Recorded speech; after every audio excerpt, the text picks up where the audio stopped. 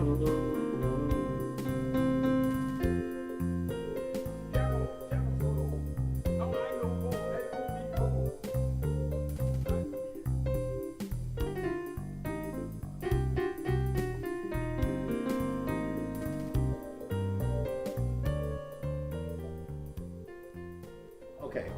my name is Franklin X. Williams. The X means that I really don't want to respect the Williams part of my family, which is an English family that owned my family.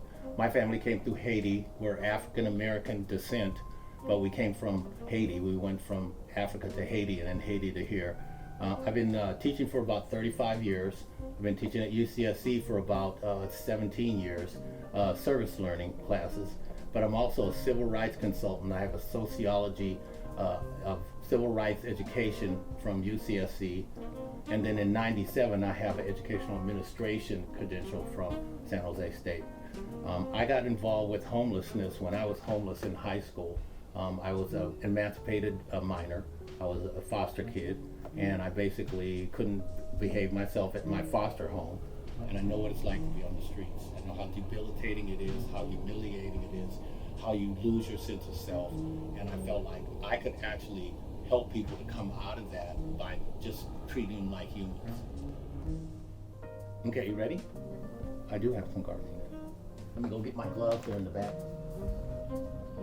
So I'm gonna go out here and do some gardening. And we can chat some more, but I gotta pull some of these weeds before they take over the whole place. One of the things I'm known as a food fairy. And a food fairy is a guy that just shows up with food. I'm a fairy that brings food to the people that are hungry, and they appreciate it. Basically, I get the food donated from Twin Lakes Church, from Robin Spurlock, and I take it to the people that need it. And I just want to hope that we can be more empathetic, try to help, because their health has a lot to do with our health.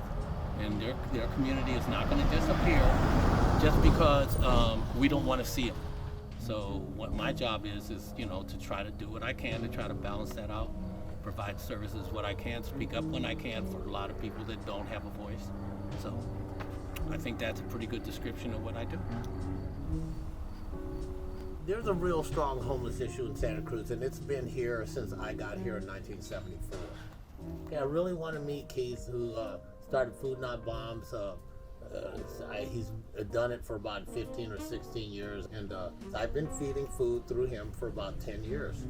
Keith is really the leader of the homeless movement in Santa Cruz because he actually has sacrificed his body and went to jail behind a lot of this stuff. And he's also adept at being able to define what the law says that can be done to homelessness as opposed to what Santa Cruz wants to do. So what he's done is he's instituted a lawsuit with a temporary restraining order to stop them from the sleeping ban that they had erected, which they claim it's not a sleeping ban, it's just a limitation of where the homeless can sleep. But actually it is a sleeping ban because it eliminates 95% of the places that they would be able to sleep. I'm looking forward to talking to Keith, trying to find out a little bit more about the lawsuits, and I know that they have, some of them are modified.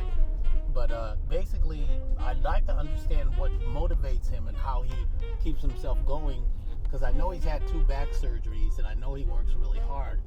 But sometimes, you got to have like almost a spiritual nature. Keith has always showed a lot of respect, and he's sacrificed a lot. He's been arrested a bunch of times for protesting and stuff, but he continued to work on the legal side, and I'm looking forward to seeing how this lawsuit comes out.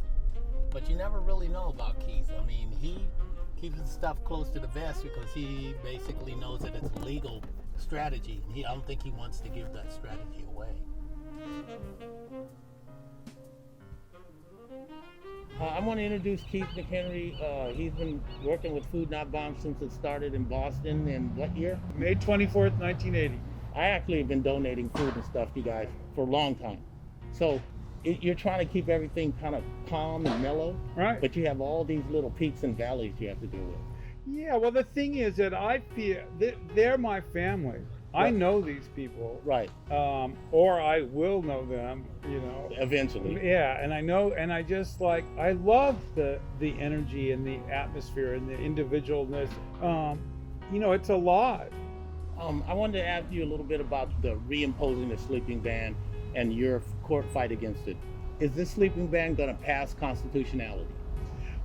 The sleeping ban ultimately may not, but we hope that we can make the point in the current lawsuit, and we're working on a second one after that, that in evicting people out of San Lorenzo Park, which is what the confines of this action currently is, Right. would be just sending them into the streets with no place to go. Right. Unless you provide a place for everybody, you can't criminalize them. That's right. And so that's what we're hoping. If we cannot compel this judge, who's been pretty sympathetic, that we can show, like, you can't be kicking people out of places in Santa Cruz unless you're really going to have places for thousands of people. And I estimate roughly 100 people to maybe as much as 200 people a month will be added to the number of people living outside in Santa Cruz as the housing eviction tsunami happens. All right, boss. Thank you, Franklin. Hey. Yeah, it's interesting. The second level of lawsuit, he's making sure that he's trying to cover his bases, and there is unconstitutional stuff going on. Yeah, and also he's been very, very informative. Like in the last conversation we just had, he was able to explain exactly what his position was and exactly how he thinks the next near future is going to go. He's talking about a whole bunch of people being released into his system because of the eviction moratorium and other reasons, and I think it's valid. And I thought it was a good interview, and I think he covered it well. And he's very articulate and very empathetic and passionate. So it's not just like it's a phony thing. He definitely is serious about what he does, and I'm glad that he's out here doing it. It's very important what he's doing. And it's admirable because he's been able to do it a long time, and the work is very difficult to deal with.